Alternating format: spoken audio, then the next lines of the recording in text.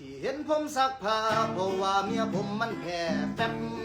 มือมันแสบผมก็เลยต้องซักให้ที่เห็นผมล้างจานเพราะเมียผมมันก็แพ้สันไลถึงเขาเป่าไฟผมต้องเฮ็ดให้มันแพ้หม้อหนึ่งอย่าเพิ่ง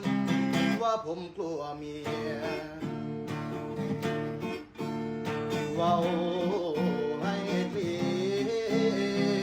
ยร์ณจุดนี้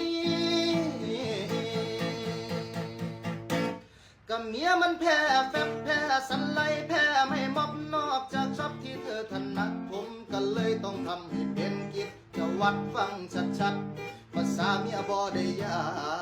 น